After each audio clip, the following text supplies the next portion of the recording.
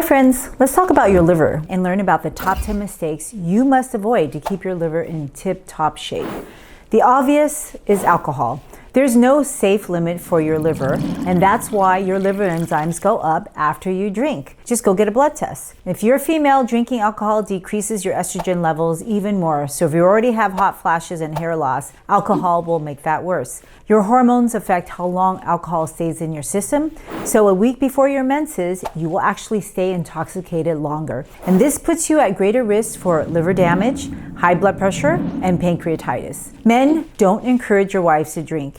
They won't handle alcohol the same as you. But men, you're not immune. The dose makes a poison. If you're Asian, it's even worse. You may be missing an enzyme to detoxify that acetaldehyde, which causes flushing and memory loss. So alcohol is even more poisonous to you. Next up is fructose, found in processed foods like juices, sauces, bakery items. It's really all over. Heard of how bad high fructose corn syrup is? It's not much different than those juice boxes you give your kids or the orange juice you're drinking in the morning.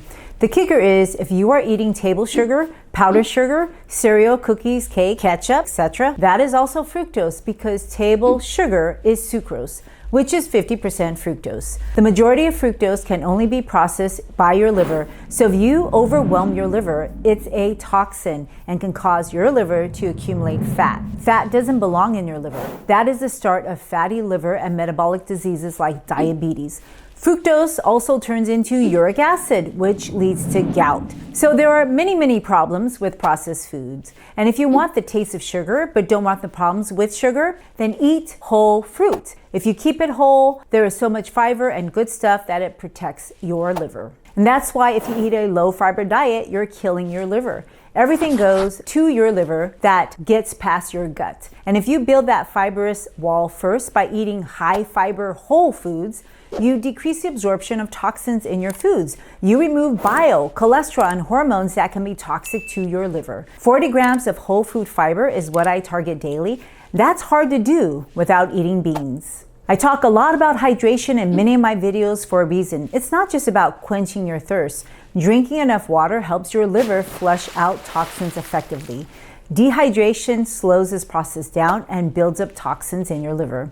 And despite being a medical doctor, I avoid taking medication because those over-the-counter medications, fever reducers and pain reducers, well, I see those complications. Acetaminophen and paracetamol is the number 2 reason why people need a liver transplant around the world. N-acetylcysteine or NAC will save your liver if you can get it in on time. NAC is not just for Tylenol toxicity. I'll talk more about why NAC is so good in another video. Know your hepatitis virus status. There are several viruses that attack your liver, including hepatitis B and hepatitis C virus. If you're hepatitis B antibody and surface antigen negative, you should go get vaccinated. It's required to be a healthcare worker and on the schedule of vaccines for all children in America. The thing is, there is no cure for hepatitis B and there's no effective treatment. Hepatitis B can cause liver cancer and cirrhosis, and dying of liver disease is one of the worst ways to suffer. Hepatitis C, on the other hand, can be cured, and it's a modern-day miracle from our modern-day miracle medications. But you need to know your hepatitis C status, and you need to get it treated before you get cirrhosis or cancer.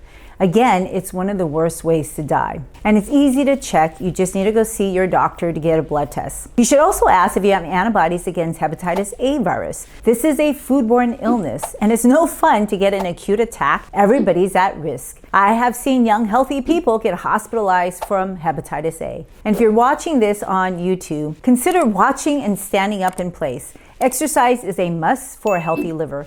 Not only are you improving blood flow, you're reducing fat buildup. When your waistline shrinks, you know your liver is losing fat too.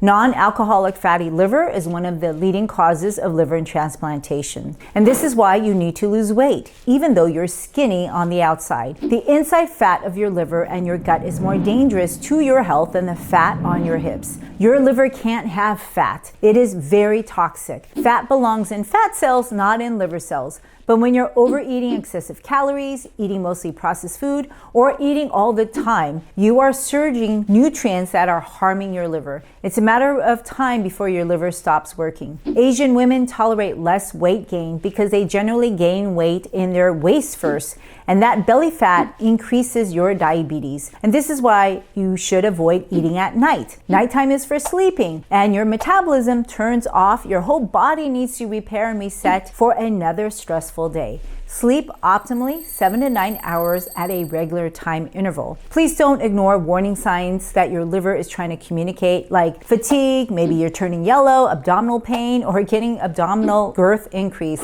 Listen to your body and seek medical attention when it's needed. This is why you need to go get regular checkups so that we can draw your labs for early detection for liver problems. Routine screening can help catch issues in their early stages when they're easier to manage. And this is why, even though I am encouraging you to go eat lots of plants and fruits and vegetables and all different kinds of tubers and grains and seeds, you still need to see your doctor. There are certain things that you're not going to be able to do. No one can just look at you and know if your liver is suffering. Please go see a doctor on a regular basis. Don't wait 10 years before it's too late. If you want to learn more about N-acetylcysteine, check out my next video.